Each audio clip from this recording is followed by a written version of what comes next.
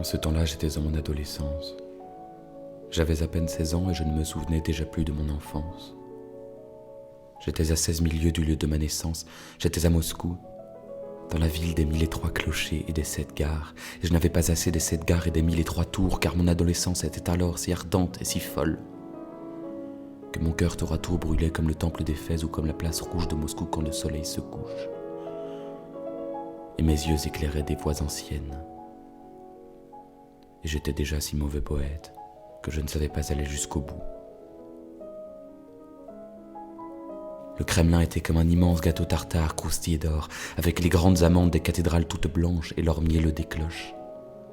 Un vieux moine me lisait la légende de Novgorod. J'avais soif. Et je déchiffrais des caractères cunéiformes. Puis, tout à coup, les pigeons du Saint-Esprit s'envolaient sur la place, et mes mains s'envolaient aussi avec des bruissements d'albatros.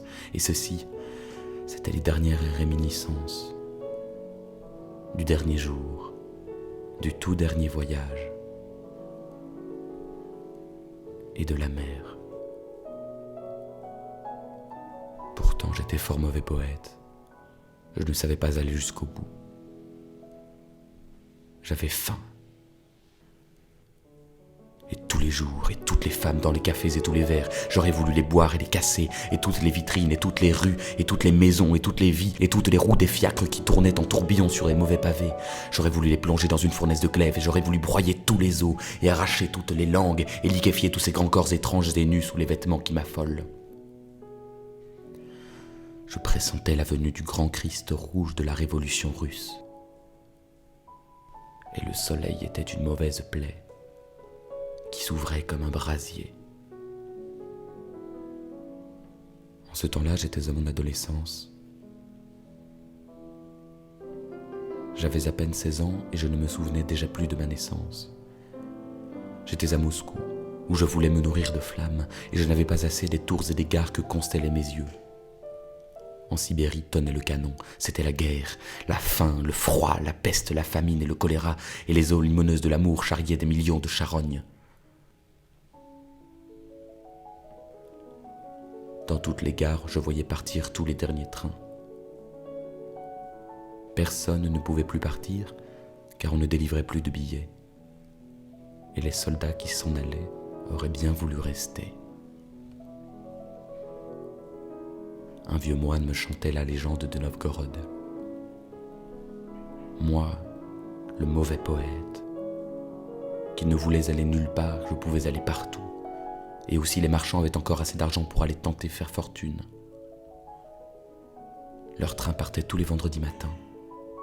On disait qu'il y avait beaucoup de morts. L'un emportait 100 caisses de réveil et de coucou de la forêt noire, un autre des boîtes à chapeaux, des cylindres et un assortiment de tire-bouchons de Sheffield, un des autres des cercueils de Malmö, remplis de boîtes de conserve et de sardines à l'huile. Puis il y avait beaucoup de femmes, des entrejambes à louer qui pouvaient aussi servir, des cercueils. Elles étaient toutes patentées. On disait qu'il y avait beaucoup de morts là-bas. Elles voyageaient à prix réduit et avaient toutes un compte courant à la banque.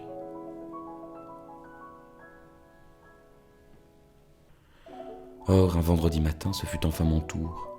On était en décembre. Et je partis moi aussi pour accompagner le voyageur en bijouterie qui se rendait à Karbin. Nous avions tout coupé dans l'express et 34 coffres de joaillerie de Pforzheim, de la camelote allemande Made in Germany. Il m'avait habillé de neuf et en montant dans le train, j'avais perdu un bouton. Je m'en souviens, j'y ai souvent pensé depuis. Je couchais sur les coffres et j'étais tout heureux de pouvoir jouer avec le Browning nickelé qu'il m'avait aussi donné. J'étais très heureux, insouciant. Je croyais jouer aux brigands. Nous avions volé le trésor de Golconde et nous allions, grâce aux Transsibériens, le cacher de l'autre côté du monde. Je devais le défendre contre les voleurs de l'Oral qui avaient attaqué les saltimbanques de Jules Verne, contre les Kungouz, les boxeurs de la Chine et les enragés petits Mongols du Grand Lama, Ali Baba et les 40 voleurs et les fidèles du terrible vieux de la montagne. Et surtout, contre les plus modernes, les rats d'hôtel et les spécialistes des express internationaux. Et pourtant, j'étais triste comme un enfant. Le rythme du train, la moelle chemin de fer des psychiatres américains, le bruit des portes, des voix des essieux grinçants sur les rails congelés, le ferlin d'or de mon avenir, mon Browning nickelé et les jurons des joueurs de cartes dans le compartiment d'à côté, l'épatante présence de Jeanne. L'homme aux lunettes bleues qui se promenait nerveusement dans le couloir et me regardait en passant, froissi de femme. Et le sifflement de la vapeur, et le bruit éternel des roues en folie dans les ornières du ciel, les vitres sont givrées, pas de nature. Et derrière, les plaines sibériennes, le ciel bas, et les grands ombres des taciturnes qui montent et qui descendent. Je suis couché dans un plaid, bariolé, comme ma vie. Et ma vie ne me tient pas plus chaud que ce châle écossais. Et l'Europe tout entière aperçue au coupe-vent d'un express à toute vapeur n'est pas plus riche que ma vie, ma pauvre vie.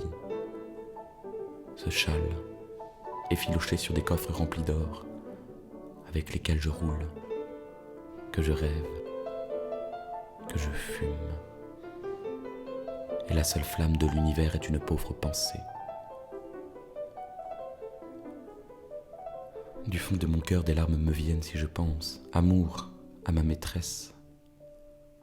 Elle n'est qu'une enfant que je trouve ainsi, pâle, immaculée au fond d'un bordel. Ce n'est qu'une enfant blonde, rieuse et triste.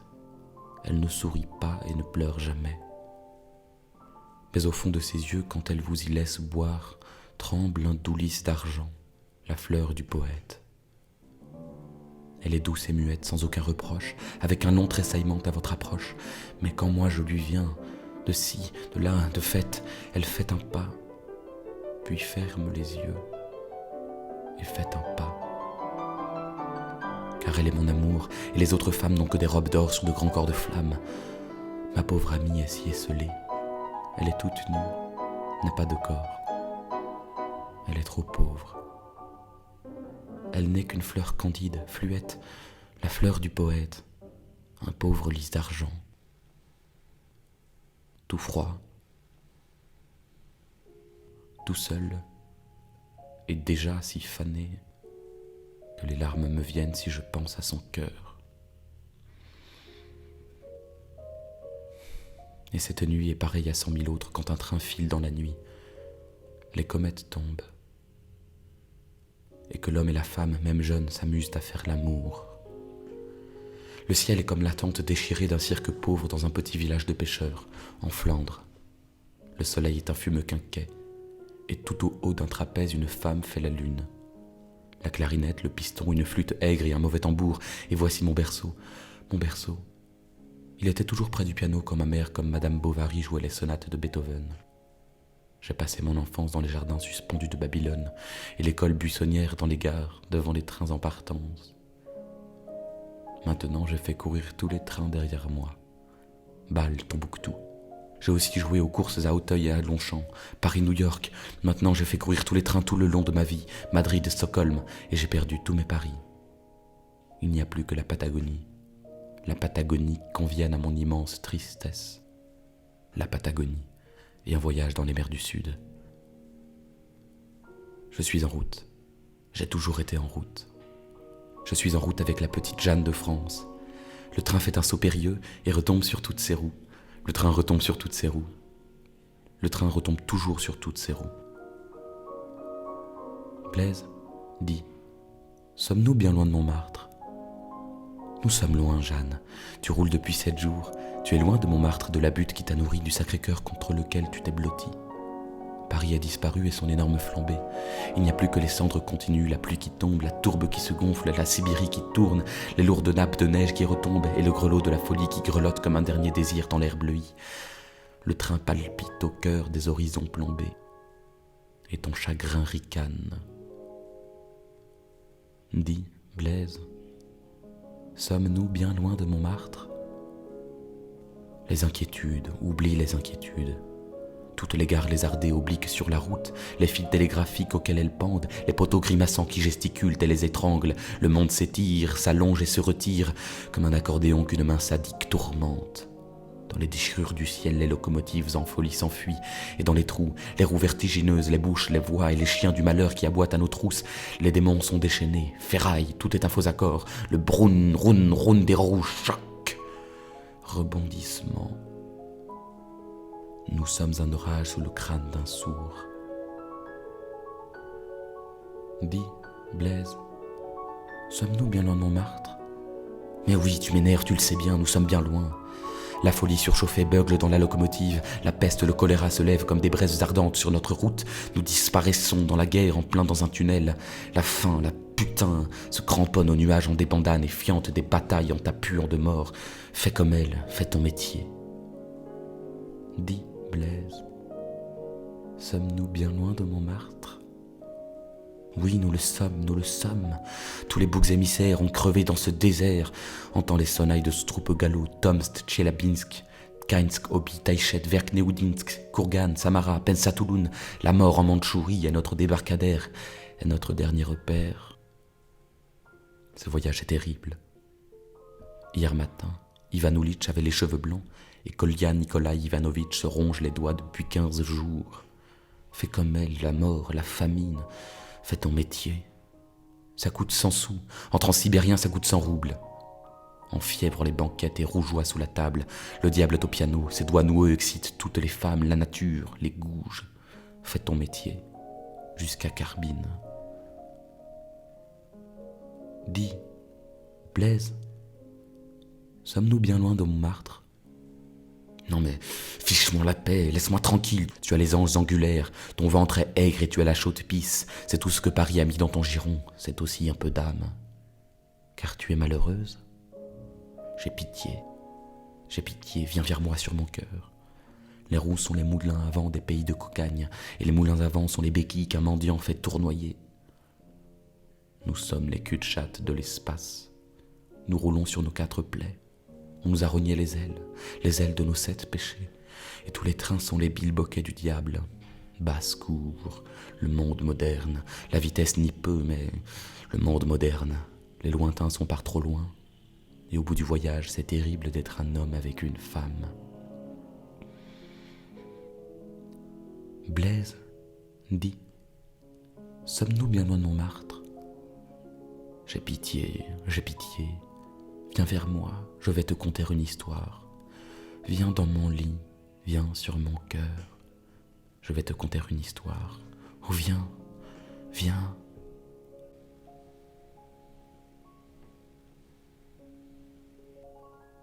Au Fidji règne l'éternel printemps, la paresse. L'amour pâme les couples dans l'herbe haute et la chaude syphilis rôde sous les bananiers. Viens dans les îles perdues du Pacifique. Elles ont nom du phénix, des marquises, Bornéo et Java, et célèbres à la forme d'un chat. Nous ne pouvons pas aller au Japon, viens au Mexique. Sur les hauts plateaux, les tulipiers fleurissent, les lianes tentaculaires sont la chevelure du soleil, on dirait la palette et le pinceau d'un peintre. Les couleurs étourdissantes comme des gongs, Rousseau y a été. Il y a ébloui sa vie. C'est le pays des oiseaux. L'oiseau du paradis, l'oiseau lyre, le toucan, l'oiseau moqueur. Et le colibri niche au cœur des lys noirs. Viens. Nous nous aimerons dans les ruines majestueuses d'un temple aztèque. Tu seras mon idole, une idole bariolée, enfantine, un peu laide et bizarrement étrange. Oh, viens. Si tu veux, nous irons en aéroplane et nous survolerons le pays des 1000 lacs. Les nuits y sont démesurément longues. L'ancêtre préhistorique aura peur de mon moteur. J'atterrirai. Et je construirai un hangar pour mon avion avec les os fossiles de mammouth. Le feu primitif réchauffera notre pauvre amour, Samoar. Et nous nous aimerons bien bourgeoisement près du pôle. Oh, viens. Jeanne, Jeannette, Ninette, Nini, Ninon, Nichon, Mimi, Mamour, ma poupoule, mon Pérou. Dodo, tonton, carotte, ma crotte, chouchou, petit cœur, cocotte, chérie petite chèvre, mon petit péché mignon, concon, coucou. Elle dort. Elle dort. Et de toutes les heures du monde, elle n'en a pas gobé une seule. Tous les visages entrevus dans les gares, toutes les horloges, l'heure de Paris, l'heure de Berlin, l'heure de Saint-Pétersbourg, et l'heure de toutes les gares, et à Oufa, le visage ensanglanté du canonnier, et le cadran bêtement lumineux de Grodno, et l'avance perpétuelle du train. tous les matins on met les montres à l'heure. Le train avance et le soleil retarde, rien n'y fait. J'entends les cloches sonores, le gros bourdon de Notre-Dame, la cloche aigrelette du Louvre qui sonne à la Saint-Barthélemy, les carillons rouillés de Bruges la Morte, les sonneries électriques de la bibliothèque de New York, les campagnes de Venise et les cloches de Moscou, l'horloge de la Porte Rouge qui me comptait les heures quand j'étais dans un bureau et mes souvenirs. Le train tonne sur les plaques tournantes, le train roule. Un gramophone grasseille une marche tzigane. Et le monde, comme l'horloge du quartier juif de Prague, tourne éperdument à rebours. Effeuille la rose des vents. Voici que bruissent les orages déchaînés. Les trains roulent en tourbillon sur les réseaux enchevêtrés, bilboquets diaboliques. Il y a des trains qui ne se rencontrent jamais, d'autres se perdent en route. Les chefs de gare jouent aux échecs. Tric-trac, billard, carambole, parabole, la voie ferrée est une nouvelle géométrie. Syracuse, Archimède, et les soldats qui l'égorgèrent, et les galères, et les vaisseaux, et les engins prodigieux qu'il inventa, et toutes les tueries, l'histoire antique, l'histoire moderne, les tourbillons, les naufrages, même celui du Titanic que j'ai lu dans un journal. Autant d'images, associations que je ne peux pas développer dans mes vers, car je suis encore fort mauvais poète, car l'univers me déborde, car j'ai négligé de m'assurer contre les accidents de chemin de fer, car je ne sais pas aller jusqu'au bout. J'ai peur. Nikolai. J'ai peur. Je ne sais pas aller jusqu'au bout. Comme mon ami Chagall, je pourrais faire une série de tableaux déments, mais je n'ai pas pris de notes en voyage. Pardonnez-moi mon ignorance. Pardonnez-moi de ne plus connaître l'ancien jeu des vers, comme dit Guillaume Apollinaire. Tout ce qui concerne la guerre, on peut le lire dans les mémoires de Kuropatkin, ou dans les journaux japonais qui sont aussi cruellement illustrés. À quoi bon me documenter ? Je m'abandonne au sursaut de ma mémoire. À partir d'Irkoutsk, le voyage devint beaucoup trop lent. Beaucoup trop long. Nous étions dans le premier train qui contournait le lac Baïkal. On avait orné la locomotive de drapeaux et de lampions. Nous avions quitté la gare aux accents tristes de l'hymne au tsar. Si j'étais peintre, je déverserais beaucoup de rouge, beaucoup de jaune sur la fin de ce voyage, car je crois bien que nous étions tous un peu fous. Et qu'un délire immense ensanglantait les faces énervées de mes compagnons de voyage. Comme nous approchions de la Mongolie qui ronflait comme un incendie, le train avait ralenti son allure. Et je percevais dans le grincement perpétuel des roues les accents fous et les sanglots d'une éternelle liturgie. J'ai vu les trains silencieux, les trains noirs qui revenaient de l'extrême-orient et qui passaient en fantômes. Et mon œil, comme le fanal d'arrière, court encore derrière ces trains. À Talga, 100 000 blessés agonisaient faute de soins. J'ai visité les hôpitaux de Krasnoïarsk. Et à Kilok, nous avons croisé un long convoi de soldats fous. J'ai vu dans les lazarets les plaies béantes, les blessures qui saignaient à pleines orgues et les membres amputés dansaient autour, où s'envolaient dans l'air rauque. L'incendie était sur toutes les faces, dans tous les cœurs. Des doigts idiots tambourinaient sur toutes les vitres et sous la pression de la peur, les regards crevaient comme des abcès.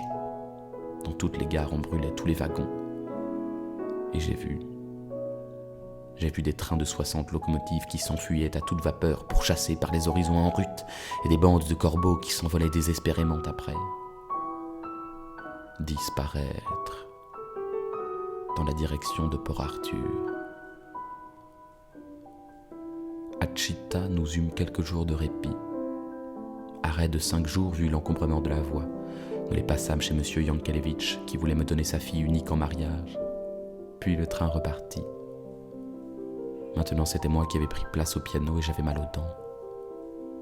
Je revois quand je veux cet intérieur si calme, le magasin du père et les yeux de la fille, qui venaient, le soir, dans mon lit.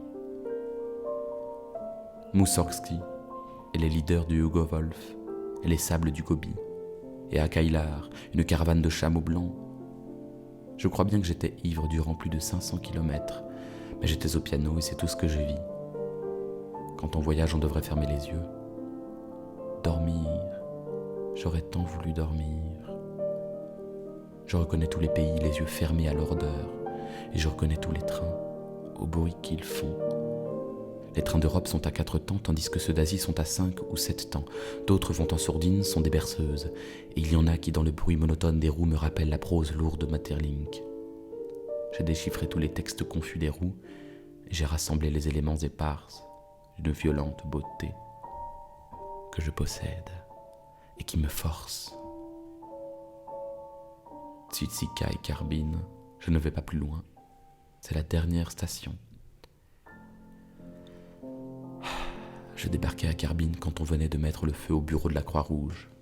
Ô Paris, grand foyer chaleureux avec les tisons entrecroisés de tes rues et les vieilles maisons qui se penchent au-dessus et se réchauffent comme des aïeuls. Et voici des affiches, du rouge, du vert, multicolores, comme mon passé, bref, du jaune. Jaune, la fière couleur des romans de France à l'étranger. J'aime me frotter dans les grandes villes aux autobus en marche. Ceux de la ligne Saint-Germain-Montmartre m'emportent à l'assaut de la butte. Les moteurs beuglent comme les taureaux d'or, les vaches du crépuscule broutent le Sacré-Cœur. Ô Paris, gare centrale, débarcadère des volontés, carrefour des inquiétudes. Seuls les marchands de journaux ont encore un peu de lumière sur leurs portes. La Compagnie internationale des wagons-liés des grands express européens m'a envoyé son prospectus. C'est la plus belle église du monde. J'ai des amis qui m'entourent comme des garde-fous. Ils ont peur quand je m'en vais que je ne revienne plus. Toutes les femmes que j'ai rencontrées se dressent aux horizons avec les gestes piteux et les regards tristes des sémaphores sous la pluie. Bella, Agnès, Catherine et la mère de mon fils en Italie. Et la mère de mon amour en Amérique. Il y a des cris de sirène qui me déchirent l'âme. Là-bas en Mandchourie, un ventre tressaille encore comme dans un accouchement. Je voudrais n'avoir jamais fait mes voyages. Ce soir, un grand amour me tourmente. Et malgré moi, je pense à la petite Jeanne de France. C'est par un soir de tristesse que j'ai écrit ce poème en son honneur.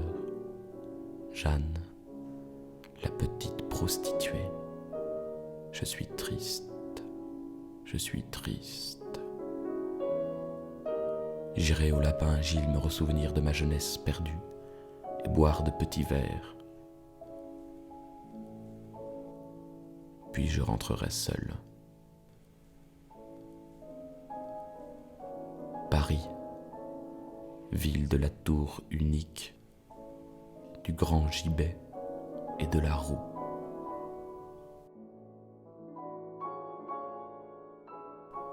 Blaise Cendrars, la prose du transsibérien,